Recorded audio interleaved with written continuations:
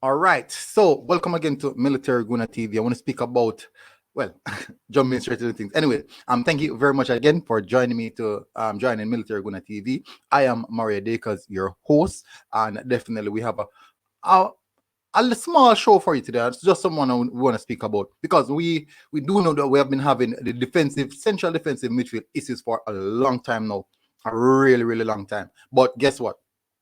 We have seen a few players coming in, and definitely there's one specific player that I want to speak about. And the reason why I speak about that specific player is because he's bringing something to the team that we have been lacking for the longest time period.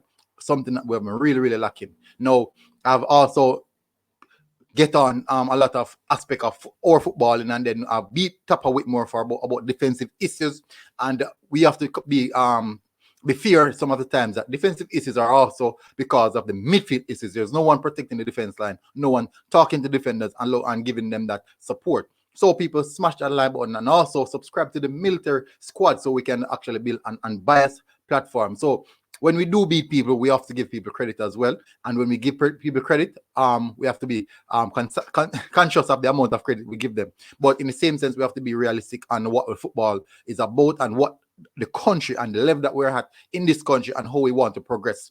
The only way we can progress in this country and live the football that we want to play, we have to be critical. We also have to be very, very analytic in everything that we do. Being analytic, you're going to use other references, use a lot of reference points to be analytic, and that will give you a better idea of where you want to be. So for example, if you want to compare a player, one of our local players, say you compare that same player at the same age with another player in the European stage. I'm not talking about our European players, I'm talking about another European player. So for example, if we want to compare a player such as maybe Peter Lee Vassell or Tyree McGee, would have to compare them in regards to the age bracket and also another European player at that same level. And we cannot use excuse that they're playing for that country or they're playing for that, as that's literally an excuse. We have Leon Bailey, right? And Leon Bailey's playing for Jamaica, so there's no excuse out here. But in the same sense, people, please sit in.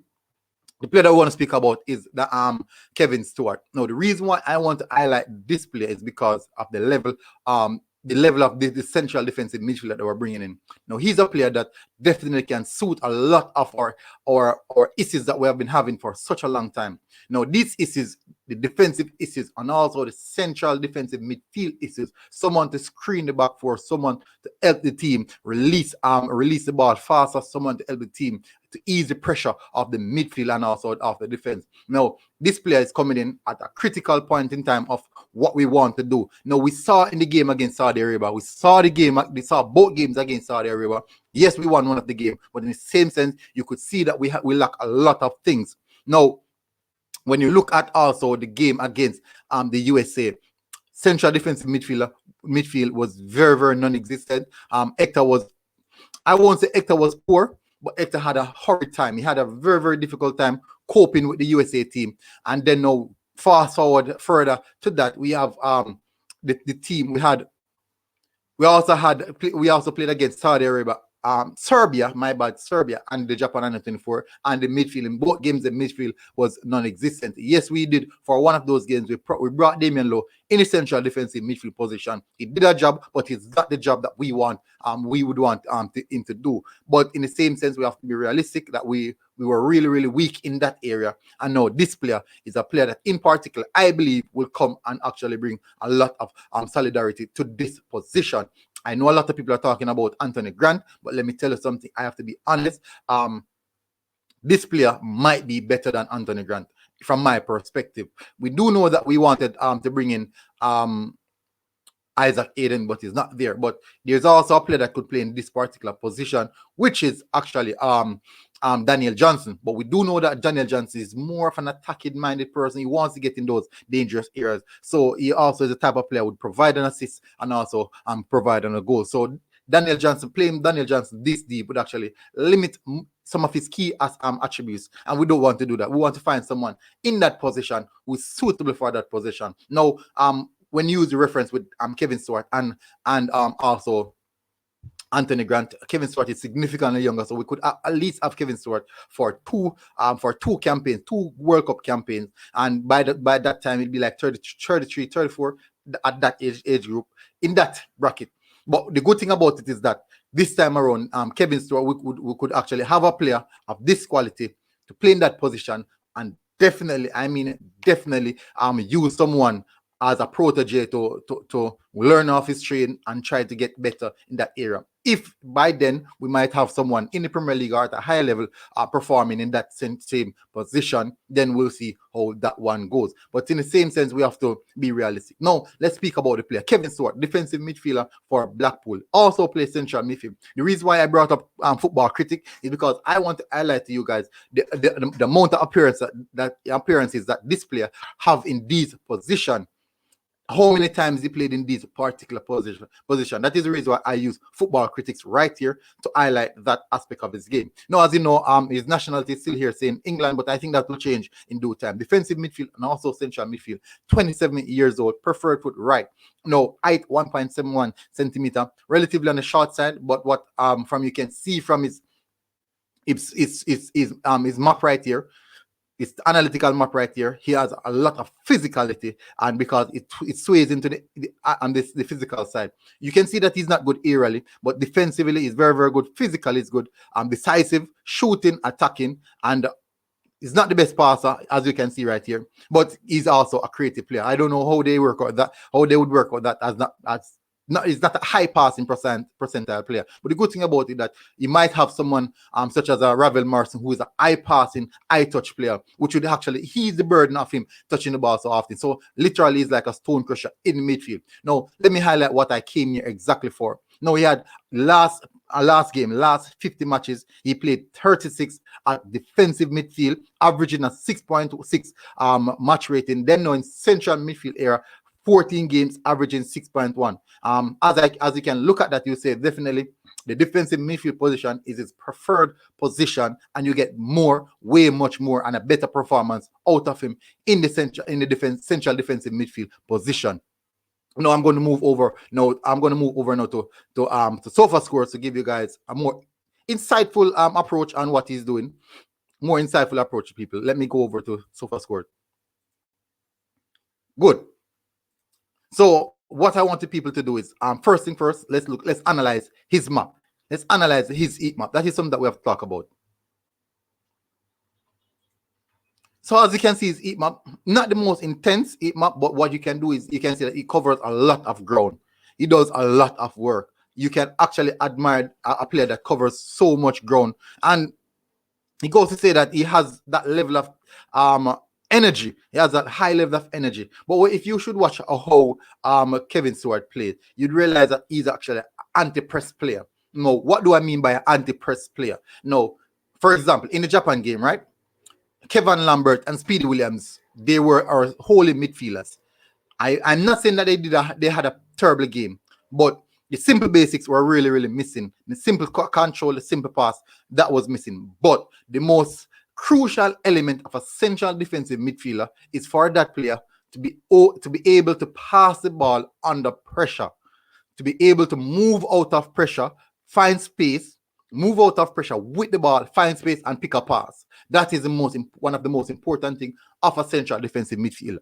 That is what you call an anti-presser. When I say anti-presser, it means that it's hard to press these type of players. When you realize the Japan team, they were pressing us so high, they were literally pressing us so high, we weren't able to pass the ball out of their press. Now, this player is a player that can literally pick passes through presses. So if you're pressing him, he will find those passes. He will maneuver in those areas, and he will definitely pick those passes. So he's not the type of player that you press and you will actually retrieve the ball from him or create a turnover. He's not that type of player. He's very, very clean and tidy on the ball. Accurate passing. I'm very, very clean on his passing as well. So that is the reason why I like the idea of us getting this player. I really commend JFF for bringing in this player, and let's see how Tapa maneuver this player. This player is not a player. I understand. Let's use a caveat in comparison to Damian Lowe, where Damian Lowe was putting a lot of tackles, but he was so often out of position. Damian Lowe won a lot of the ball as well and create transition, as in won the ball, play the passes inside of the channel, which I commend him for as well. But what this man is going to bring to the team is that he's not only going to win the ball and play those balls in transition, but he's also going to win the ball and retain the ball, keep in possession of the ball, and keeping the game calm. He has the ability to keep the game like a dictator, dictate the pace of the game. A lot of people tend to say that the number 10 are who dictate the football game, but I can tell you that most of the time the persons who dictate the football game are actually central defensive midfielders, because these are the persons who can slow down the game and right down to walking pace, where they receive the ball, they play it straight off onto the keeper, where the keeper can play to either right or left back, or even if they are being pressed, the central midfielder would come into that hole in the central area, and that hole right there, to pick up the ball and then still create pressure and release. So these are aspects that he will bring to the game. And for the longest while now, the main reason that why the Reggae Boyz have been suffering on the pitch is because of, I'm not talking about the off the pitch issues. I'm talking about on the pitch. It's because we never had someone to sit in that hole, that gap, that hole that has been there for such a long time, and it has now been filled. Let's see what Kevin Stewart is going to bring. Definitely, as I said before, you can see his email. He basically have an average sofa score rating of 6.6, as you can see right here, 6.7, 6.5, 6.3, 6.4, 6.5, 6.5. So that's literally 6.6 average. So it is in the relatively good region. 16 games, 13 starts, 72 minutes per start. Big chance miss 1. So he has a total touch of 43.9. Remember now he's playing in one of the weaker teams. So you have to be mindful of that. We could also remember that he went to Liverpool. He played in the Premier League before, people. We have to remember that he played in the Premier League. Let me see if I could find that. Let's see. Yeah, like he had four appearances in the Premier League. It's not much. It's definitely not much, but and pretty much a long time ago. I also played in the Championship, a lot of games in the Championship. You can see right here, played significant amount of game. Did really well in the Championship as well. Played a total of 27 games in the Championship, 21, 73 minutes per 90. Featured in the Team of the Week. 3 goals, 1 assist as a CDM, which is very, as I said, people, it's really good. Passing accuracy, a lot.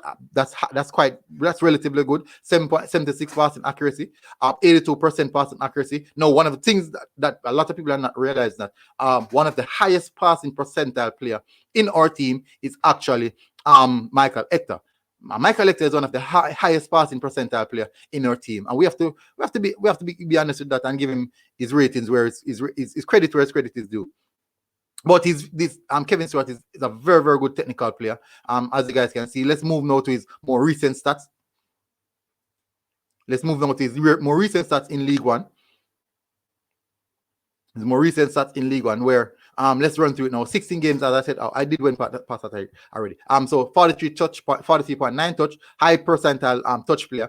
A big chance created 1. Key passes per game 0.3. Accurate passes per game 23.5 at 73%. Accurate passing in his own half 11.6 at 86%. Accurate passing opposition half 12.0 at 64%. So you can say that, well, the League One is very rough. it's very aggressive. So definitely I would understand with these stats. So these are some of the things that he will definitely bring to the team. These are some of the things that I would accept. Now, one of the key factors in Kevin Stewart is that he allows us to be a bit more coefficient on the pitch in regards to systems and formation. So we could deploy with a 4-2-3-1 today, and then he'll play as a double pivot alongside maybe a Daniel Johnson, maybe a box-to-box midfielder like Ravel Morrison, also Denver Williams. So there's a lot of options with him. Cousins as well. He could definitely play alongside Cousins. Then now we should also bear in mind that he could also be that single pivot in a 4-3-3 system, which also gives us another idea of what we want to do in our attacking sense, give us another impetus in what and how we should approach a football game. So definitely we're trying, for example, we're using a 4-2-3-1 formation in the first half. 4-2-3-1 is a balanced formation, and like we're maybe a goal down, we could literally switch to a 4-3-3 to give something extra in the attacking third, bring on an extra attacker rather than another central midfielder. So this is what it does, people, and that is the reason why I'm excited about this player and what this player is going to bring to the team. Really excited about this player, and I'm looking forward to see what he will do in that area. Now, We could also look at Kevin Jordan Cousins, but we'll do that another time. But people, this is my little take on Kevin Stewart and what he will offer us, and I do believe that this is something good, and this is some insightful information that I know a lot of you guys can look forward to and use it in your analysis as well. So thank you very much, people, and please remember to hit the like button, people, and tell me what your thoughts about Kevin Stewart. What dimension would he add? Will he add to the Reggae Boyz team and what we're doing right now? So people, smash the like button, subscribe to the channel to join the military gang. Well, the military squad. Why am I saying it? The military squad, and let's grow this platform and bias football, and we will see. So put it in the comments, people. Tell me what you think about this Kevin Stewart and what he has to offer and what he will do for us. So people, Military Guna TV, people. Let's see. Let me close the page to give you guys a formal close. I am